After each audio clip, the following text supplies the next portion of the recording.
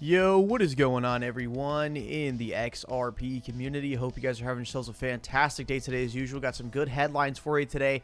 Got a little bit of a theory here for you guys on potential proof that settlement must be close in the Ripple versus SEC case. A little bit off topic, but Ethereum has been taking charge in the top 10 cryptocurrencies, currently sitting at 1,900 per coin.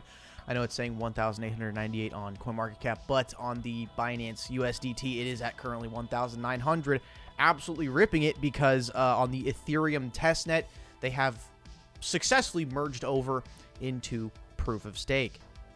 As you can see here on the weekly chart, Ethereum is absolutely ripping it, looking to fill the gaps up to $3,500 a coin.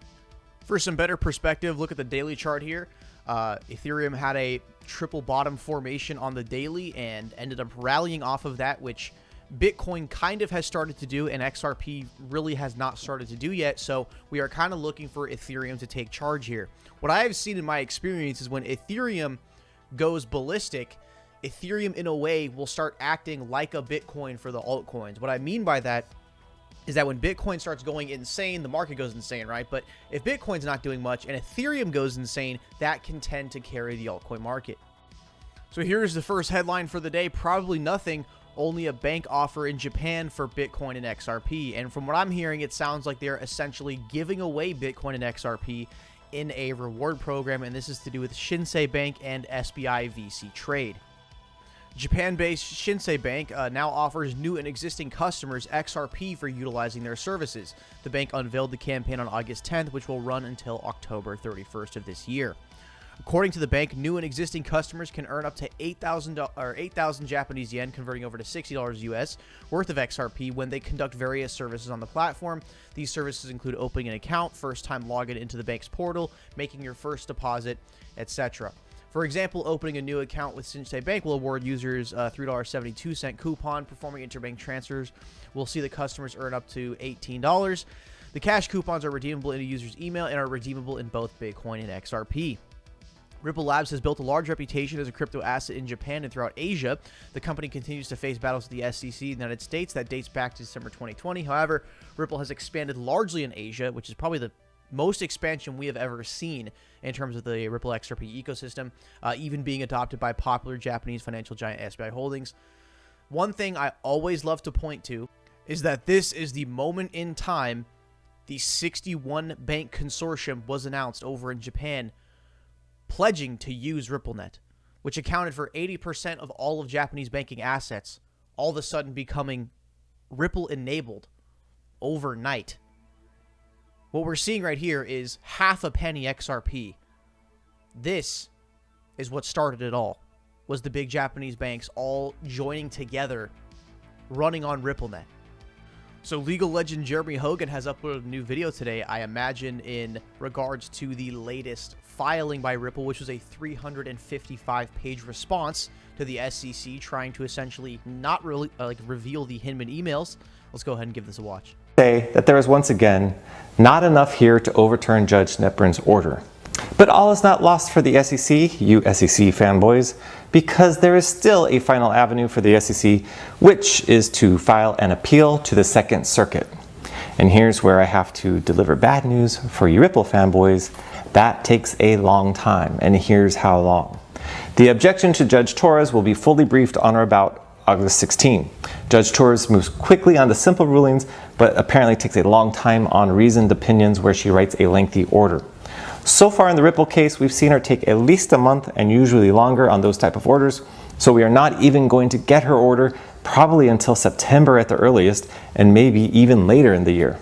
Then, assuming Ripple wins, the SEC has to ask Judge Torres to certify the email issue to the Second Circuit, and that has to be briefed, which is a problem because even if Judge Torres realizes this issue is going to mess up her November 15 briefing schedule, she simply cannot push this email issue along fast enough to get all of the SEC's possible options concluded before summary judgment. In other words, if the SEC wants, which it does want, it can put off handing over these emails until past November 15, maybe way past November 15, which puts Ripple in a bit of a pickle. Does it say, screw it, and move forward into summary judgment without the emails? Or does it move to continue the summary judgment date until later in order to allow it to get the emails first and delay the case, stunting its growth, pushing back its IPO, and all those horrible things? Decisions, decisions. But the SEC also has some hard choices, because if it moves forward with the appeal to the Second Circuit and eventually loses, the SEC risks binding case precedent that allows parties to obtain its internal emails, and that's not case law the SEC wants floating around. Now, that will be the next big decision for Ripple and the SEC. Move forward with what we got, or wait until we have all the bullets loaded in the gun before we move forward. It will be interesting either way. Thanks for watching, and it's not so bad to be depressed if you are depressed with everyone else. Let's all cry it out. SEC is doing everything they can not to release the emails, which transitions us into our next headline for today. So please take this with a grain of salt, as this is just an idea from an XRP community member. I still think a settlement is closer than we think for the following reasons. Gensler's first full financial year ends in September, and he has to date brought in almost no money.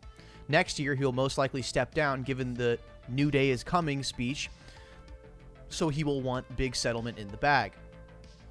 Secondly, Brad Garlinghouse confirmed they are interested in some of Celsius assets and will look at it after trial ends. It won't be way in the future for obvious reasons. There is no sense in his statement if Ripple is still looking at 6 more months on this trial. Thirdly, SEC will not wait for a Torres decision on appeal of attorney-client privilege or deliberative process privilege, because if they lose this, and they most likely will do, as per John Deaton and Attorney Jeremy, it could lock in precedent for any other tokens sued by the SEC. This is the very last thing they want. Fourth, those emails will absolutely never ever see the light of day again. They very likely will expose huge corruption and fraud within the SEC and ETHgate. The SEC absolutely will settle before they ever release these emails. As much as I do want to see the Hinman emails, I gotta agree with this guy that I don't think we will see them.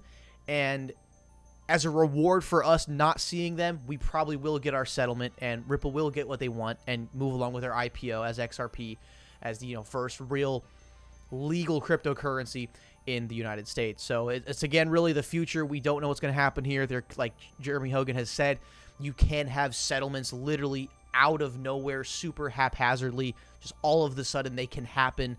I do kind of agree with this guy, because to be able to lay our eyes on the Hinman emails would be like groundbreaking for just the whole entire financial world.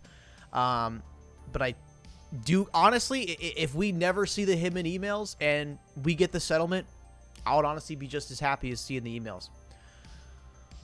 So considering all above, it boils down to when best suits Gensler's aspirations. I think he will not want what is likely to be his first and only full financial year to show zero income. That year ends in September. A lot of messages about SEC already pulling in money in this financial year. It's not just about money. This is the biggest financial trial in history. Gensler will want that win in his name, a settlement that allows him a win but gives XRP clarity going forward. Gensler could be forced to step down anytime after the midterms in order to avoid answering congressional questions. He's not going to allow next chair to take his credit for the win. So as we outro this video and bring it to an end, I would just like to stare at this glorious moment that changed all of our lives right here. The pump from 20-cent XRP to $4. We will see this same exact thing that you're seeing on the chart. It will happen again in the future.